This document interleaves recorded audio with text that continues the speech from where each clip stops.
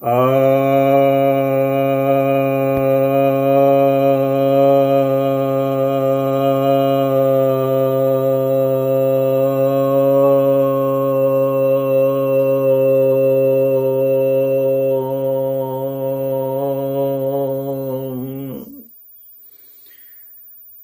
भक्तजनों को सप्रेम नमन।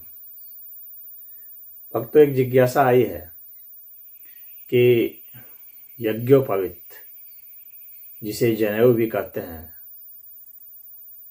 हिंदुओं में इसे धारण करने की प्रथा है, तो इसका क्या औचित्य है?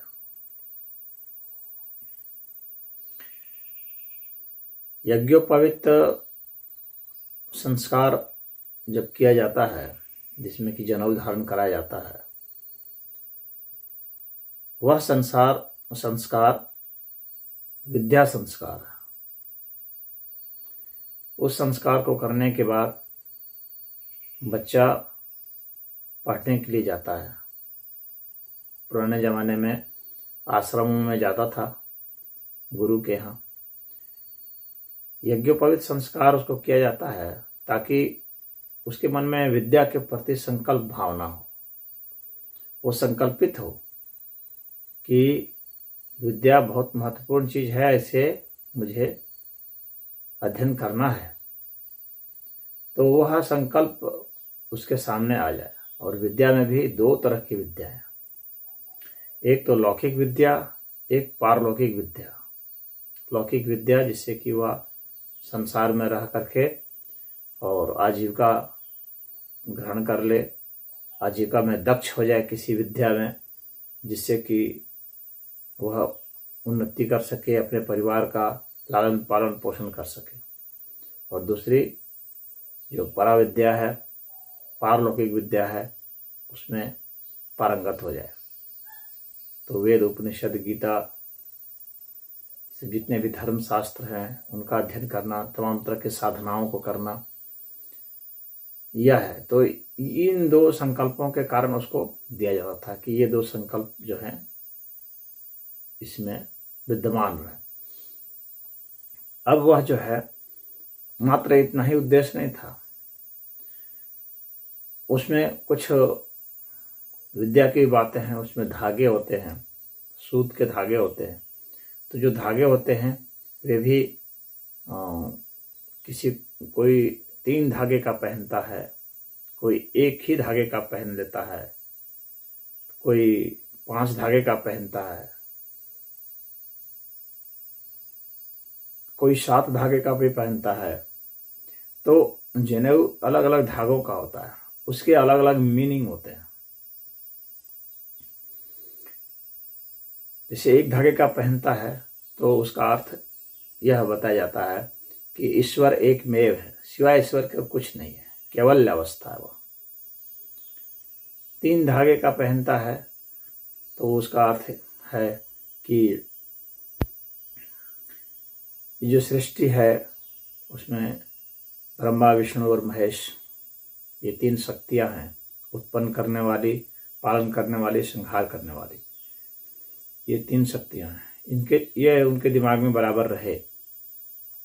5 धागे का जो पहनते हैं तो शरीर के 5 तत्व का बने होने का दृष्टिगोचर है कि शरीर 5 तत्वों का बना है और इनसे तुमको उपराम होना है और इसको सदा स्मरण रखना है कि यह तत्व यहीं पर तुम्हारा लीन हो जाएगा, यहीं छूट जाएगा। 7 धागे के भी पहनते हैं लोग, उसके लिए वह जो है हमारी जो कुंडलिनी चक्र है, 7 कुंडलिनी चक्र, उसको इंगित करने के लिए कि इन 7 कुंडलिनी चक्रों का तुझे भेदन करना है। तुम्हारा यह जो शरीर है इस तरह से है, तुम्हारा शरीर वास्तव में 7 शरीर है। विराट शरीर है, भौतिक शरीर है, सूक्ष्म शरीर है, मनस शरीर है और आत्म शरीर है,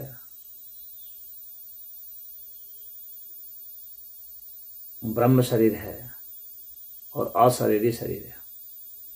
इन सभी शरीरों का तुम्हें बोध होना है। इन सब संदेशों को, ये सारे जो फिलॉसफी है और विज्ञान है, इसको उसके माध्यम से ही दिया जाता था। ये सब विद्याएं बताई जाती थी। तो ये विद्याओं को बताने के लिए है वह। और ये जो सभी धागे हैं, इनको बांध दिया जाता था एक में। तो वो बांध दिया जाता था, हालांकि हर जगह खुले रहते थे, लेकिन एक स्पॉट पर उसको बांध दिया जाता था। वह उसके पिंड को दर्शाने के लिए, उसके एकत्व को दर्शाने के लिए था। तो जो गांठ थी, जो बंधन था, वह उसको उस व्यक्ति को दर्शाने के लिए था। उसका व्यक्ति का जो व्यक्तित्व है उसको बताने के लिए था। तो इतने सारे चीज़ों को बताया जाता था। और इसमें आप बदल बदल करके अलग तरह के जो हैं पंडित सब जो है वे पहनाते थे। अब इसके बाद एक अलावा इतने से तो उसको जो विद्या चाहिए वो विद्या उसे मिल जाती थी। जो एक बेसिक एलिमेंट्स होता है, बेसिक फिलॉसफी होती है, वह यज्ञो पवित्र संस्कार में उसे इस तरह से दे दिया जाता था। अब इसी का वह विस्तार से अध्ययन करेगा जब गुरुकुल में जाएगा। तो अब इसके बाद उसके स्वास्थ्य संबंधित जो फायदे हैं वे भी साथ में थे। हम लोग के यहाँ उस वक्त नाड़ी विज्ञान बहुत महत्वपूर्ण था। नाड़ी विज्ञान के बहुत सारे शास्त्र भी हैं, और उसका नाड़ी विज्ञान से बहुत मतलब होने के कारण कि हम लोग एक्यूप्रेशर पद्धति था नाड़ी विज्ञान में, उसको दबाया जाता था, जिसको आजकल एक्यूप्रेशर कहते हैं। तो जब और ये हमारे सभी जो हमारे अंग हैं उन सब का जो नेतृत्व है नसों का, वो कान पर है। तो कान को अगर दबाएंगे, और कान में जनेऊ को लपेटा जाता था। विशेषकर इसको दो पद्धति किया गया था, जब पेशाब व्यक्ति कर रहा है और जब टट्टी कर रहा है तब इसे लपेटना होता था। मल मूत्र त्याग के समय यह जरूरी माना जाता था। तो उसको लपेटने से क्या होता था कि कान पर एक्यूप्रेशर पड़ता था। वहाँ नस है, कान में जितनी नस जाती है तो उन सारी नसों को वहाँ लपेट दिया जाता था, थोड़ी देर के लिए बांध दिया जाता, उसका एक्यूप्रेशर हो जाता है। तो उससे क्या होता था, उसको ही क्यों बांधा जाता था? तो पहली बात तो यह है कि कान में सभी नसों का, सभी शरीर के सभी अंगों की नस जाती है, तो वहाँ उसको बांध देने से सारे अंगों को खून संचार सही हो जाता था।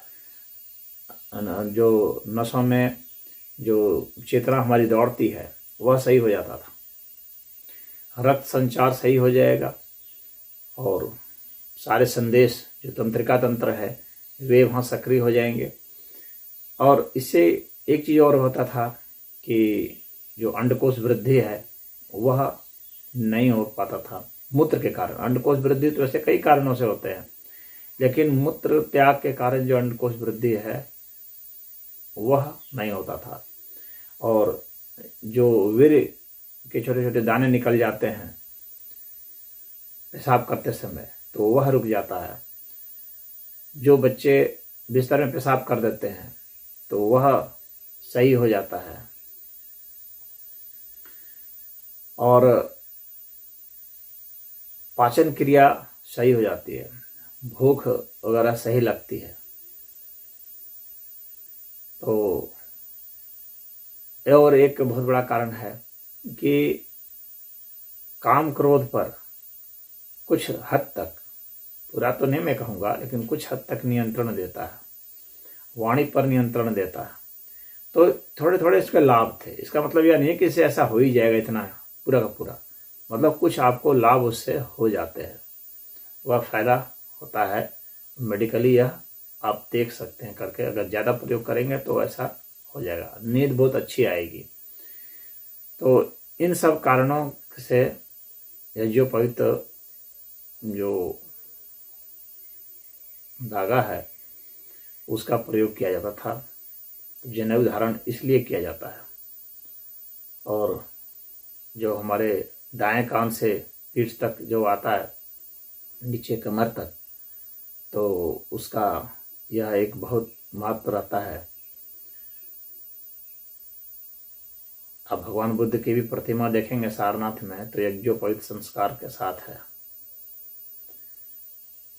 भगवान राम की देखें, कृष्ण के सभी यज्ञोपवीत संस्कार करते थे, सबका होता था। यह कोई एक अनिवार्य चीज़ नहीं है कि आपको करना ही होगा, ऐसा नहीं है, लेकिन किया जाता था जो विद्यार्थी विद्या को इच्छुक होते थे उनके लिए। जो विद्या को इच्छुक नहीं है तो उनको कोई भी उपदेश कोई काम आने वाला नहीं है। जिनके माता पिता इच्छुक नहीं हैं, तो जो विद्या के लिए इच्छुक हैं, जिनके माता पिता इच्छुक हैं, उनको ये सब बेसिक फिलॉसफी बतलाने के लिए, स्वास्थ्य संबंधित ये सब फायदे दिलाने के लिए, ये सब संकल्प दिलाने के लिए, और एक पहचान भी हो जाती थी कि ये अमुक आदमी संस्कारी है, इसके संस्कार हुए हैं, यह विद्या के लिए समर्पित है, यह एक विद्यार्थी है और आजीवन रहेगा तब तक जब तक कि इसे ज्ञान नहीं हो जाए।